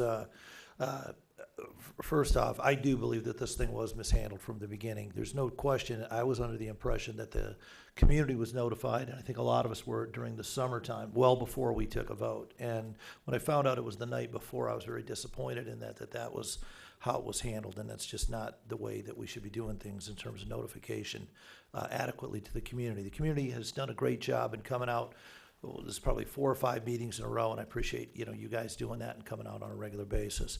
But I sit on both the senior committee and on the Parks and Rec, and both committees had looked at this to some great degree. But as I think back in terms of what was presented, I think we were just looking at a solution to say, hey, look, we've got this spot across the street, let's use it for parking. And I was never comfortable with the crosswalk on that portion of it all. And again, it's the community came in and came up with these ideas, which shows that, sometimes asking the community is where you get your best ideas, because this design came out of somebody saying, hey, look, you could redo the parking lot at the senior center and probably get the spots. And sure enough, here we have it. But I agree with Mr. Jennings in the fact that what I'd like to do is put a freeze on this whole thing. And let's go back and let's just figure out how many hours of usage out of a weekly basis is it peak usage to where the parking becomes a problem? And then is there other solutions? We're supposed to have a trolley system coming in pretty soon, which might give us access to a couple trolley vehicles. I know that we've, for other events, special events, we use shuttles, and the valet concept is also something that might be able to be worked. I think we need to step a couple steps back and restart this whole project over and take a look. How many hours out of a weekly basis is that parking really a problem? And to what degree is it a problem? Is it 5 cars or is it 50 cars? And I have no idea what that answer is. And again, I serve on both committees. We've both looked at this, and none of those things were really addressed. So I'm going to agree with my colleague when he makes his motion here, and let's throw this all the way back to the beginning, and then let's come back in a real comprehensive manner in terms of where do we really go with this before we spend the money. Thank you. Thank you, Mr. Mayor. Thank you. When this item, when I open this up and look at this item, obviously I was supporting item A. But again, item B, the first thing was the cost.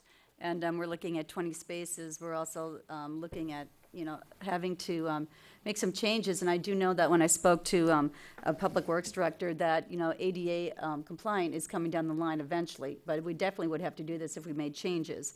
But I just think, again, I concur that this is something that's to be tabled. And I think that we have an opportunity here to at least try some options before we go any further. And again, such as a shuttle, and the fact that Councilmember Jennings, the church is so close, I was thinking perhaps, we could even use your parking lot, some type of negotiating there, where the shuttle they could park there and pick up, depending, because I do believe that one of the main uses is, and I'm just not putting it there, but one of the main times that they're going to need it is, I think, the bigger events, and that's when it happens. So maybe that's something we look that we can actually have some type of joint use. Also, when I was on the senior committee, one of the concerns was that, we have, our community center is used by a lot of people that don't live in Laguna Niguel as well. And perhaps it's something whether or not it can be done where if you live in Laguna Niguel that you get to park within that parking lot. And then, you know, non-residents can park on the street. So that's an option to look at. But I think that there are options that wouldn't be very expensive for us to actually try out, especially as we go into the winter season, which may be a little bit slower than we get into the summer and bigger events coming in. But I definitely would agree on tabling this. You definitely have my support on A, and then tabling B. Thank you. Very good, thank you. Now, my comments, Councilmember John Mark Jennings, thank you very much for your excellent comments. Number one, if we got $400,000 or $300,000 either via CIP program or getting grants from OCTA or other agencies, that's a different issue that at the end we're going to be using taxpayers' money. What was missing in the entire process is called needs assessment. That should have been done, and we typically call it parking supply and demand. We wanted to see the fluctuation of demand versus supply for that specific facility, so that between 7 a.m. to 7 p.m., someone would go and take the survey on a typical, week to see what happens with the parking supply and demand. If the need's there, then obviously we are obligated as a city to accommodate those needs and to spend money, taxpayers' money, to make, the situation better. So with that, I wanted to just paraphrase or maybe, amend your motion that a feasibility study / parking supply and demand to be done. For these projects, typically when we're going to be spending more than $100,000, $200,000 of taxpayers' money, typically we have to see that study. It doesn't have to be a comprehensive, expensive study. No, it's going to be maybe 1 week of strictly surveying the area, and then to see the fluctuations based on that. As you mentioned, then we're going to identify the peak hours that facility is going to be running out of parking spaces, and then we become creative to use potentially a shuttle between your mission church or other facilities, and then they can,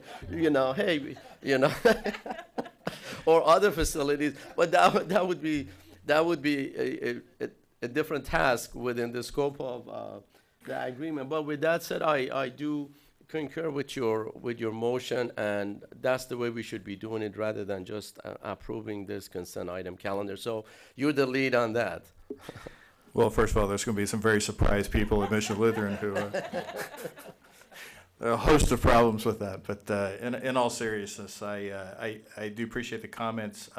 One of the things that we normally see in staff reports, that if something's come up from the Senior Committee or the Traffic and Transportation Committee, we see a reference to that and some analysis that's sort of elevated to us, and none of that's in our staff report. So if that's been happening, I don't know what came out of that, and I don't know what they said, and if there are good comments, then I don't have the benefit of those comments as I sit here trying to decide whether or not this is something that should happen.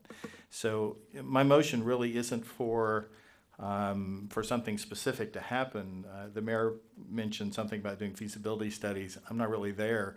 My thought was, if the Senior Committee and or the Traffic and Transportation Committee want this, and if there is some citizen push to put these things on our agendas, that's fine. That's one thing. But from the city council, for us to go and say that it's something, I don't have any analysis right now that says that, nor do I have anybody in my room standing up to tell me that, yes, you must do this, and we're really needing the parking spots. That may be true. So the only part of my motion, I don't think it's a requirement. I would only encourage staff that to the extent that we are having a problem, and I'm not going to call out and ask if that's the case and to what extent and put you on the spot like that, because I wouldn't do that. But I would encourage you to have a discussion with our subordinate committees and try to find out if there is a need for this or a desire for it. And if there is, come back to us with something different, because I think that there are options, and I don't know what they are, and I don't pretend to be the keeper of all of those options, but there's something more that we can do, perhaps,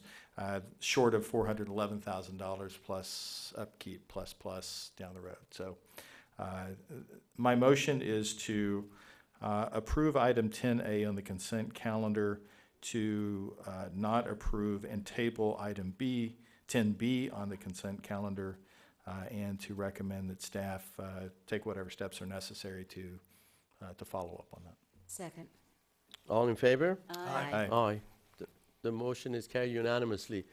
Even though the public comments are closed, but you're welcome to come if you have any comments on this specific item 3 minutes, please. Just identify. No, real quickly, I just started paying attention name, as I please. drive, Jeff Collison again.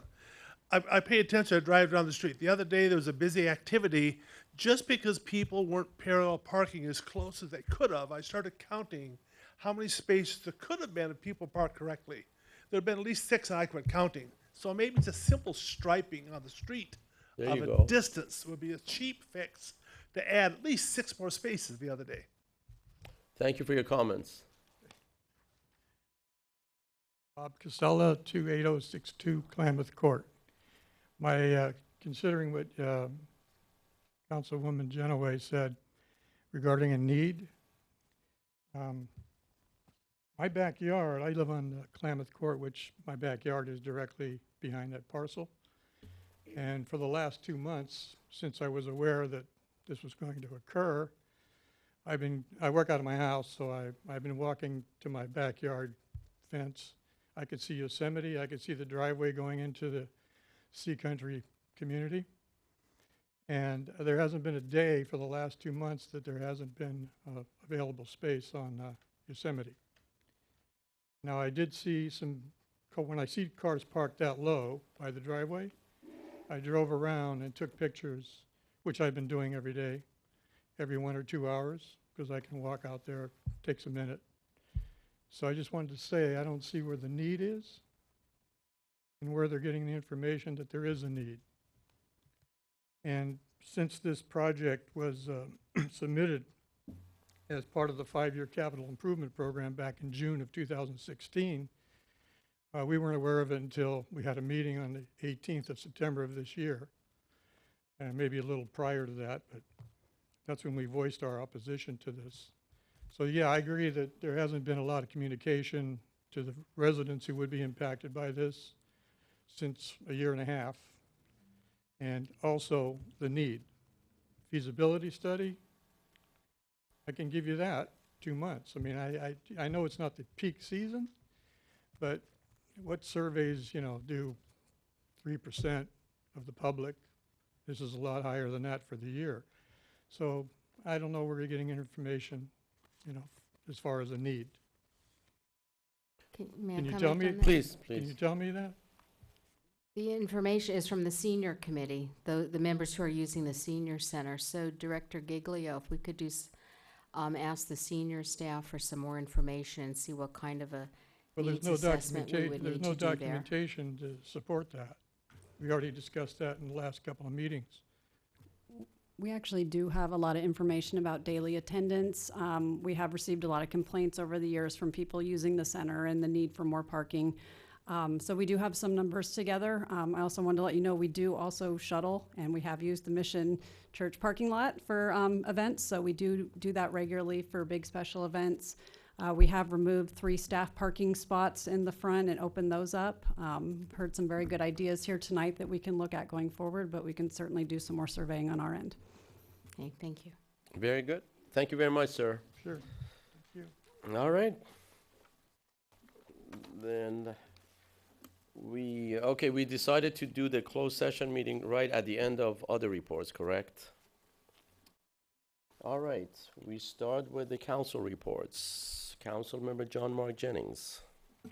Thank you very much, Mr. Mayor. I want to be brief tonight. Everybody's been very patient, so didn't have much. I was only going to express on behalf of the city our deepest sympathies yet again for more the loss of life in our news. I can't tell you how many times I've sat in this chair on this podium and said the same thing, and I was along with Mayor Pro Tem Genoway the other night at our youth committee meeting, and I was expressing to them, we have discussions a little bit about that, and yet again we've had more loss of life in our country in a very violent way, and I felt a little bit of loss for them because I could tell that it wasn't moving them in the way that perhaps it had moved some of us. And that was really unfortunate. The way that our children are somewhat desensitized to what's happening in our world is something that we as parents and we as leaders need to be mindful of and let them know that just because catastrophe comes in many volleys doesn't make it any less catastrophic. And we need to be as leaders of this city, we need to do all that we can, whatever that is, to remind people of how precious life is and how valuable life is. And one of the reasons we live in Laguna Niguel is because it is a very safe place to be, thanks to the very hard work of our public servants. It is a wonderful bonding community full of neighbors and neighborhoods. And because of that, I think we really owe it to our friends and families to let's remember these people. They happen as close to us as Aliso Viejo and as far away as Texas since our last meeting. And those impacted us greatly, very close to home. And these are people that we need to remember. So as a community, I'm asking for you to keep pushing something very positive, and remind our youth of what a tremendous place it is that we live, and we shall never take that for granted. So, Mr. Mayor, thank you very much. Thank you. Councilmember Jerry Schlusselwood. Nothing to report, thank you. Councilmember Laurie Davies. Thank you, Mayor. Last night I attended a sober living workshop in Costa Mesa. We had Assemblyman Harper and Assemblywoman Kirk Silva, who has the AB right now, 572, and that's a pilot program that we're trying to push. It's been out there, it's been pushed to January up in Sacramento. It's a great project through the ACCOC. They've been co-sponsoring this. But what it is right now, when it comes to licensed treatment, sober living homes, there's, I believe, 16 inspectors. The problem is all these inspectors live up in Sacramento. And the majority of these treatment centers are down in Orange County. So what this pilot program would do, and it would go through Costa Mesa, is it would allow us to have an inspector that would come out to these homes, because when you have these treatment centers, the licensed treatment centers, usually the fire department will go in there and make sure they're within code, but that's it. So nobody else is coming in there once they open up. And this would allow us to have an inspector going in there, making sure that the patients in there are being treated correctly, that they're following code, and that way we could get the bad actors out of there. So we're looking for support. We really need letters to everyone up there. We're hoping that's going to be pushed a little bit more. We're doing education. So AB 572, we're hoping it'll be out there around January, so we really need support. That would be probably the first one. We've had so many bills pushed up there, and unfortunately, they keep getting vetoed. So that's something that we can really get behind. I was very honored to be reelected to the OCTA for 2 more years this week, so thank you. And thank you for the support of all the other mayors. Attended the Historical Society fundraiser at Sea Country. They did a fantastic job. And it's great to see, the effort that they put into it, and, making sure that people understand where we came from. Even though we're fairly a young community, it's important that we keep it going. And I'll just take a couple others, because I'm sure you guys will probably hit them. But also, I wanted to thank Chief Adams for doing the OCFA review on the Canyon fires. I mean, thank you so much to all our firefighters. And I don't know if a lot of you know that. Is it a mutual agreement, or what is that called, where our firefighters will go out to help other communities and other states? They were in Texas helping out. They were up in Sonoma County, Napa, and the same thing. And I think it was with the Anaheim Canyon fires. We perhaps, I think, had units all the way south of the border, almost up to Santa Barbara. So it's something that we work as a team within the community, and I think that's why you've got all those units coming in. So it's a great way of supporting. And then Mayor Pro Tem and myself, we had been looking at a concern, if you know where the AWMA bridge is, where the Mormon Church is, right off Alicia Parkway. Right now, it's a little concerned because you have the Mormon Church, and you have a lot of the students that go there in the morning before they go to school over at Alicia Niguel. And the concern is, these are new drivers, and they're trying to take a left onto Alicia Parkway to get to school. And those, there's pretty good traffic coming down there. It's a busy street, especially in the morning. And so we've been trying to come up with something, and obviously, we don't want to put a light up there right now, because we're waiting with the county. The county has bought that, and that's something that they may completely reconfigure, so we don't want to go ahead and put the money in from the city. So we were able to contact the county, and I want to thank our Director of Works over here, Public Works, that they're going to be putting up a no left turn sign which should be going up any day now, probably within the next 2 weeks. But I think it'll keep the community safer. It'll keep these kids safer because, again, these are young drivers. They can't, they don't have that sense in knowing when to take left, especially when cars are speeding. And from what I've heard, we've had a lot of comments from some of the parents of these students that, there have been close calls there. So I'm really happy to see. I think it's something simple that we can do, but I think that'll probably save some lives. Thank you. Thank you. Councilman? Yeah, I'm sorry. I just wanted to make one quick comment. I did go to the haunted trails, and I want to thank Ms. Giglio and her team. It was, again, every year it seems to get better and better. It was a fantastic job. I know it was a lot of work and great effort, and I know the community really enjoyed it, so I just want to congratulate you and your team. Thank you. Thank you. Mayor Pro Tem Elaine Genoway. Okay, well, I think I will start with the topic of youth, or the young leaders in our community, and because that's a good thing to start with. So last Saturday, we had the entrepreneur workshop for our high school students, and the comments from those who attended was they were just stunned by all the information that was shared with them, and the people that they got to meet with, and that they were very inspired, and really look forward to having some more workshops. These were business professionals, entrepreneurs who were sharing with them what are the traits of leadership and what do you need to do to be a business person, but all of that applies to life too. And the one main, the common trait is having a positive attitude. And I think we can all, realize that that is kind of important wherever you go in life, to have that positive attitude. I also accompanied one of our fifth graders in Laguna Niguel, Beck Winters. He was the Moulton Niguel Water District GM for the day. So we got to go to the wastewater plant and see how our wastewater is. He thought it was really cool, but got to see how that's processed.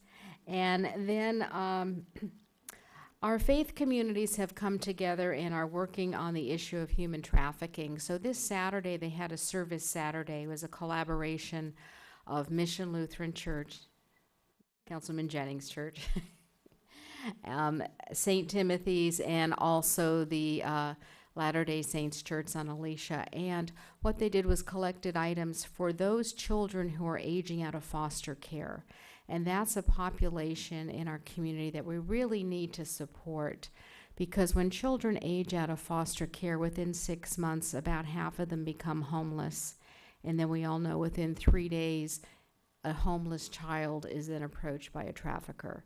So we really need to support this population. So they were doing drive of household items and toiletries to kind of help them as they set up their own homes. This coming Tuesday, or next Tuesday, a week from today, will be our junior civic workshop for our middle school students, and they're going to learn about why business is so important to Laguna Niguel. So we have our Director of Community Development, Leslie Roseberry, and also our Chamber of Commerce. We'll be talking about that partnership between the city and our businesses, and why it's important to our city and how it increases the quality of life. And they'll also be kicking off the Shop Laguna Niguel holiday campaign. This Saturday is Veterans Day, November 11th. We have our city's annual Veterans Day program at the Senior Center. The program begins at 11 o'clock, doors open at 10:30, and I really encourage anyone who's able to be there. We have 2 members of the Freedom Committee of Orange County who will be speaking. One will be speaking about the Cold War in Vietnam, and the other one is a World War II veteran. And as I shared with our youth committee the other night, this is a very rare opportunity, because we have less and less opportunities to hear from our World War II veterans as they are leaving us. So if anyone can be there, all veterans in attendance are recognized, and then we get to have our brownies and our Boy Scouts participate too. But that's at 11 o'clock at the Senior Center. And if you're not able to be there, please observe a moment of silence in honor of all of our veterans and active duty at 11:11 a.m. And, we've had a lot of things we've talked about here in the city. We've talked about human trafficking, the opioid epidemic. In the news, we hear about the shootings. A lot's going on in both our immediate world and our larger world. And I just, we need to be mindful of what we say, how we say it. Words once spoken can't be taken back.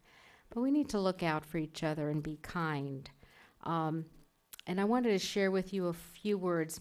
Many of you know I'm a long-term, over 30-year member of the Laguna Niguel Women's Club, which is part of the General Federation of Women's Clubs, which is the largest non-denominational, non-political volunteer organization of women in the world. And we have this, it's called a collect. Have Rotarians do the four-way test at the end of the meeting.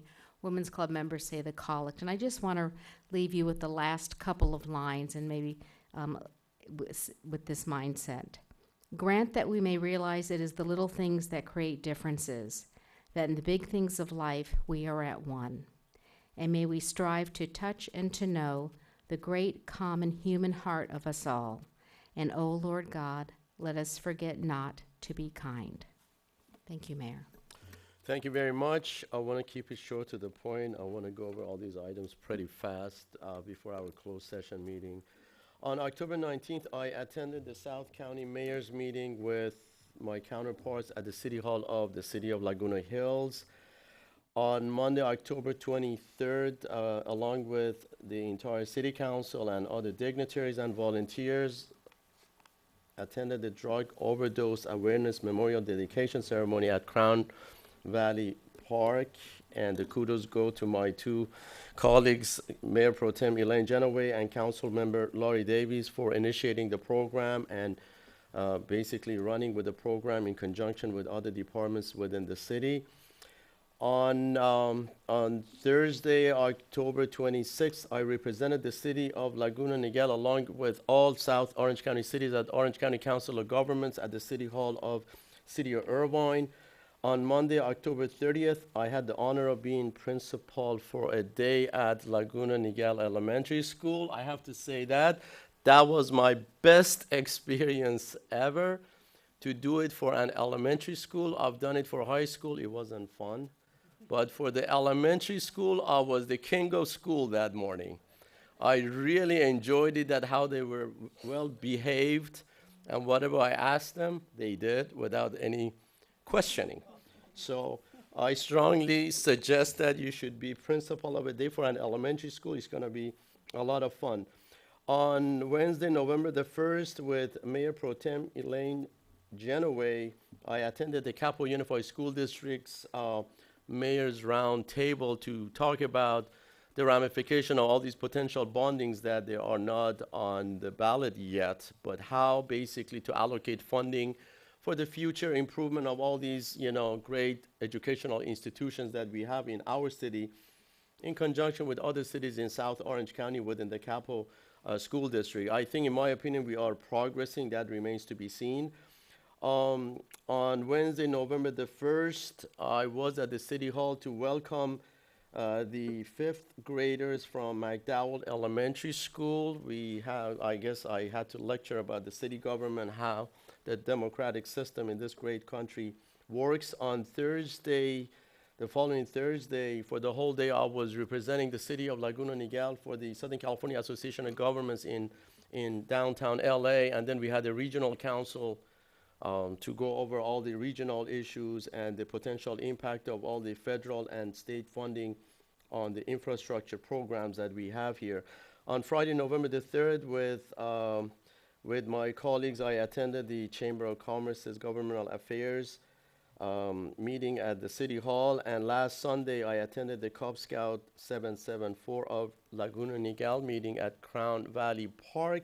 And the topic was the local government. With that, I'm going to conclude my remarks, and I'm going to start with Chief Matthew Barr, Acting Interim Assistant City Manager. Thank you, Mr. Mayor. I just wanted to share with the council that we received a very nice thank you proclamation from the American Cancer Society for the community service grant that you awarded to them. And I attended the California Joint Powers Insurance Authority Risk Management Forum, and I attended because I actually was nominated for an award. It's their Capstone Award, which is for excellence in risk management. There's 116 cities in the CJPIA, and I was one of 5 finalists. I wasn't actually selected as the winner, but I did feel like a movie star. It was a total red carpet kind of ceremony that they gave to us, and it was an honor to have been selected, particularly since out of the 5 finalists, 2 or 3 of the cities were from cities where there are board members for the 9-member governing board for the CJPIA. So I felt like it was a great honor to have been selected. Thank you very much. Congratulations. Thank you. Interim City Manager Steve Erlandson. And just one comment this evening, Mr. Mayor, honorable council members. You have a great staff here sitting before you tonight, and they have great staffs themselves. And as you heard, Debbie was honored at the CJPIA. You're going to hear some other great news from other department heads tonight. And I want you to rest assured that this is the best department head team I've ever worked with. Not only as a department head, but as your interim city manager. And those are my comments for this evening. Thank you. Thank you very much. Nothing tonight. Our city attorney, very good. Our fire chief, community engagement manager, Kalina North. Just a brief comment. I'd like residents to know that if they're interested in following the Agora project, the city actually has a dedicated website for Agora, and it contains updated information about the project as well as just the facts about the case. It is on www.cityoflagunaNiguel.org/Agora. In addition, if they're on the website, we ask them to also sign up for Notify Me. There is a checkbox specifically for the Agora project, so when we do have developments that occur, we'd be happy to send out the notifications to all of our subscribers. Thank you. Thank you. Our planning manager, Jonathan Orduna.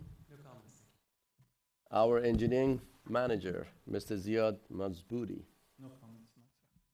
Our city clerk, Madam Gomez. Yes, thank you, Mayor. Good evening. I just wanted to congratulate Debbie on your capstone nomination. That's an honor, and it's an honor and pleasure to work with you. And I want to thank Steve for your very kind comments. And I also want to say that Steve has been an awesome interim city manager. It's been an honor and a pleasure to work with you. I worked with many city managers, and you're stellar. I just wanted to thank you for everything that you've done for us. And then I just wanted to let everyone know that the commission and committee interviews are set up for November 27th and 28th. We had 54 applicants. They are currently being notified of their interview times, and we are working with them to set those the times up. There is a possible maybe 1 or 2 Skype interviews, and so we'll be working to get those all taken care of. Especially because some people are on holiday still. Monday, we're moving a few of them to the 28th on Tuesday, but so far we already have half of them confirmed. So we'll get ready for that, and we'll have some new members after the first of the year. Thank you. Thank you. Parks and Rec Director, Alison Giglio. Thank you, Mayor. Details about all of our upcoming holiday events, festivities, classes, activities are available in the new recreation brochure, which was mailed last week. It should be coming to homes. And it should be on the city website as well. Thank you very much. Thank you. Our Community Development Director, Ms. Rosemary. Hi, thank you. I really have nothing this evening, but to tell Mayor Pro Tem I'm looking forward to Tuesday for the Junior Civic Workshop. Very good. Last but not least, our Public Works Director. Thank you, Mayor. I'm happy to report that the American Public Works Association has selected the Crown Valley Tier 2 improvements as a project of the year, and we will receive that award along with you in December. Thank you. Very good. Congratulations. Thank you very much. That concludes all the comments. And Mr. City Attorney Dixon, would you read us into the closed session meeting, please? Yes, Mayor Menegar, members of the council. We have 2 closed sessions tonight, one on public employee appointment and employment pursuant to Government Code Section 54957, which is in the Brown Act, and the position in question is city manager. We also have a conference with labor negotiators pursuant to Government Code Section 54957.6, also in the Brown Act. The agency representatives are Dave Morgan of Ralph Anderson Associates and Debbie Bell, interim assistant city manager. And that's negotiations with an unrepresented employee, and that position is also city manager. I don't know if there'll be a report out tonight, but it's certainly possible. Thank you very much. With that, the meeting is adjourned.